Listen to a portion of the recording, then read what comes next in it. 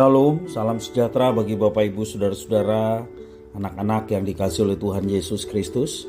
Berjumpa kembali bersama saya Pendeta Eka di dalam renungan firman Tuhan pada hari ini, hari Senin 21 November 2022. Sukacita dan damai sejahtera dari Tuhan Yesus kiranya menyertai hidup kita sekalian. Puji nama Tuhan. Sampai pada pembacaan firman Tuhan hari ini, yakni kitab Yeremia pasal 8. Kiranya firman Tuhan yang kita baca memberkati hidup kita sekalian. Baik, sebelum kita akan merenungkan bagian firman Tuhan hari ini, kita akan berdoa. Tuhan Allah Bapa di surga, di dalam Yesus Kristus, kami datang kepadamu mengucapkan syukur, terima kasih atas kasih setia dan pemeliharaan Tuhan pada kami. Dan kami mau terus dekat dengan Tuhan, mengerti kehendak Tuhan, melalui saat teduh maupun juga firman yang boleh kami baca dan renungkan. Kau yang menolong kami untuk kami dapat mengerti dan memahami. Lebih dari semua kami dapat terapkan setiap prinsip kebenaran yang boleh kami dapatkan dalam setiap devosi yang Tuhan izinkan boleh kami alami. Terima kasih ya Tuhan, inilah doa ucapan syukur kami. Demi nama Tuhan Yesus kami berdoa. Haleluya. Amin. Yeremia pasal 8 akan saya baca di dalam ayat yang keempat sampai yang 17. Demikian firman Tuhan. Engkau harus mengatakan pada mereka, beginilah firman Tuhan. Apabila orang jatuh, masakan ia tidak bangun kembali? Apabila orang berpaling, masakan ia tidak kembali? Mengapakah bangsa ini berpaling terus menerus? Mereka berpegang pada tipu, mereka menolak untuk kembali. Aku telah memperhatikan dan mendengarkan. Mereka tidak berkata dengan jujur. Tidak ada yang menyesal karena kejahatannya dengan mengatakan, apakah yang telah kulakukan ini? Sambil berlari, semua mereka berpaling seperti kuda yang menceburkan diri ke dalam pertempuran. Bahkan burung ranggung di udara mengetahui musimnya. Burung tekukur, burung layang-layang, dan burung-burung berpegang pada waktu kembalinya. Tetapi umatku tidak mengetahui hukum Tuhan. Bagaimanakah kamu berani berkata, kami bijaksana dan kami mempunyai Taurat Tuhan? Sesungguhnya pena palsu penyurat sudah membuatnya menjadi bohong. Orang-orang bijaksana akan menjadi malu, akan terkejut dan tertangkap. Sesungguhnya mereka telah menolak firman Tuhan, maka kebijaksanaan apakah yang masih ada pada mereka? Sebab itu aku akan memberikan istri-istri mereka kepada orang lain, ladang-ladang mereka kepada penjajah. Sesungguhnya dari yang kecil sampai yang besar, semuanya mengejar untung, baik nabi maupun imam, semuanya melakukan tipu. Mereka mengobati luka putri umatku dengan memandangnya ringan, katanya, damai sejahtera, tetapi tidak ada damai sejahtera. Sesungguhnya mereka merasa malu sebab mereka melakukan kekejian, tetapi mereka sama sekali tidak merasa malu dan tidak kenal noda mereka. Sebab itu mereka akan rebah di antara orang-orang yang rebah. Mereka akan tersandung jatuh pada waktu mereka dihukum firman Tuhan. Aku mau memungut hasil mereka.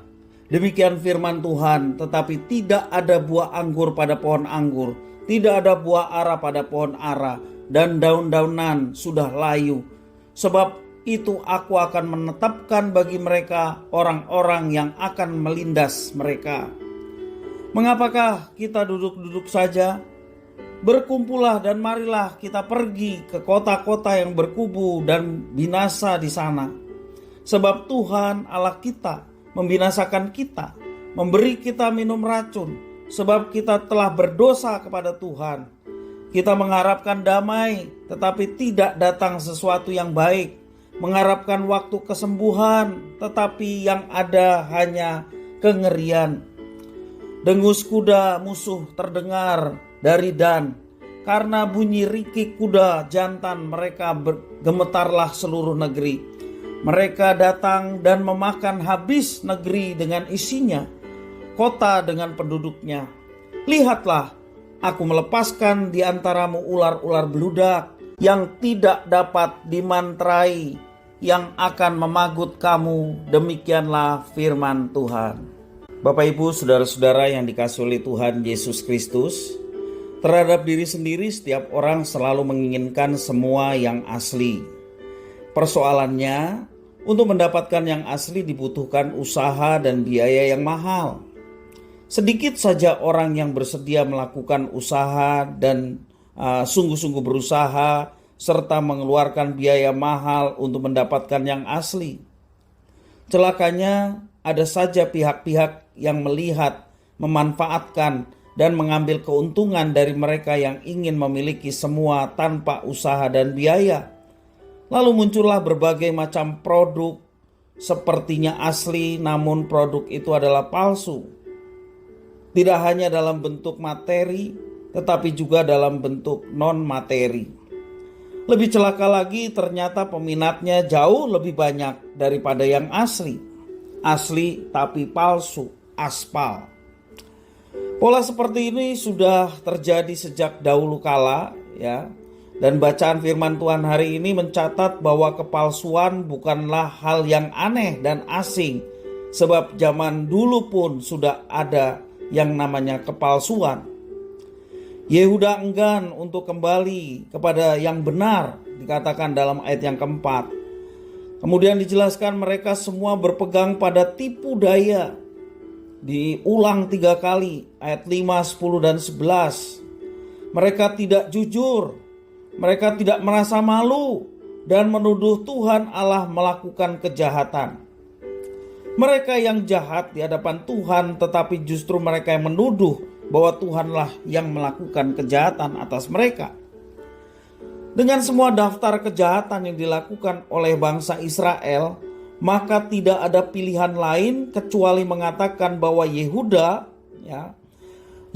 memang hidup dalam kepalsuan. Hidup di luar Tuhan Allah yang benar. Tidak ada kebenaran di dalam mereka. Dan tanpa kebenaran yang ada hanyalah kepalsuan. Mungkin ada di antara kita yang pernah mengalami dicibir orang lain karena kita menggunakan barang palsu. Atau sebaliknya mencibir orang lain yang menggunakan barang palsu. Untuk barang yang palsu orang sulit menerima. Bagaimana bila menyangkut ibadah yang palsu? Apakah Tuhan menerima? Secara fisik orang masih melakukan semua ritual keagamaan, pergi ke rumah ibadah dan berdoa, juga membaca kitab suci. Namun itu semua sekedar pencitraan untuk menipu orang lain agar kelihatan baik dan bagus, agar kelihatan tampak rohani dan beribadah.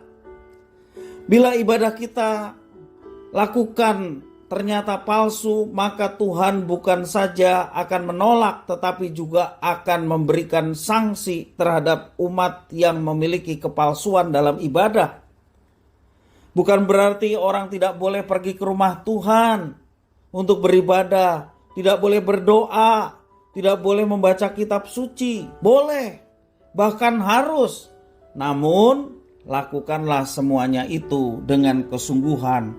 Lakukanlah semuanya itu untuk kemuliaan Tuhan, bukan sekedar rutinitas, bukan sekedar ritual-ritual belaka, tetapi tanpa ada makna rohani di dalamnya. Kita mengalami hubungan dengan Tuhan yang baik. Jangan kita memiliki ibadah yang palsu. Sekali lagi, ibadah yang palsu bukan saja Tuhan tidak menyukainya, tetapi Dia juga akan menolaknya, bahkan akan mendatangkan murka terhadap kepalsuan-kepalsuan yang ada, yang dilakukan oleh umatnya. Marilah kita melakukan ibadah dengan rasa syukur kepada Tuhan yang sudah memberkati kita. Marilah kita senantiasa beribadah kepada Tuhan, karena memang Dialah yang layak dipuji disembah. Dia adalah pencipta kita, penguasa kita. Bahkan lebih dari itu, di dalam Yesus, Dialah penebus kita yang menjamin kita keselamatan. Tidak ada yang bisa kita balas selain beribadah dengan sungguh-sungguh kepadanya. Dimanapun kita berada, baik bersama-sama di gereja, demikian juga ketika kita sehari-hari di rumah, di tempat pekerjaan, apapun yang kita kerjakan Tuhan tahu. Karena itu apapun yang kita kerjakan, mari kita kerjakannya di dalam Kristus. Sehingga kita tidak menyimpang dari apa yang dikehendakinya. Justru melalui setiap karya yang kita kerjakan, kita boleh menyatakan Yesus di dalamnya. Sehingga kita menjadi kitab yang terbuka. Dan ada banyak orang boleh melihat Yesus dalam diri kita. Dan mereka pun turut diselamatkan. Karena iman percaya yang menyelamatkan hanya iman percaya kepada Tuhan Yesus. Kiranya hidup kita, ibadah kita boleh menjadi suatu yang berkenan di hadapan Tuhan. Dan kalau Tuhan berkenan atas ibadah kita yang murni, sungguh-sungguh menyembah dan memuji Tuhan, maka ketika Tuhan disenangkan, Dia siap memberkati umat yang menyenangkan hatinya dengan cara-cara yang ajaib, dengan kuasanya yang siap mencurahkan setiap waktu pada saat yang dibutuhkan oleh umat yang dikasihinya. Jangan sia-siakan ibadah kita. Mari kita senantiasa sungguh-sungguh beribadah dan alamilah perjumpaan dengan Tuhan yang mendatangkan berkat, damai sejahtera, sukacita yang tiada taranya. Kiranya firman Tuhan memberkati kita sekalian. Kita berdoa. Tuhan Bapa di sorga, terima kasih atas firman Tuhan. Mampukan kami untuk melakukannya dalam hidup kami setiap hari. Terpujilah namamu Bapa, demi nama Tuhan Yesus Kristus kami berdoa. Haleluya. Amin.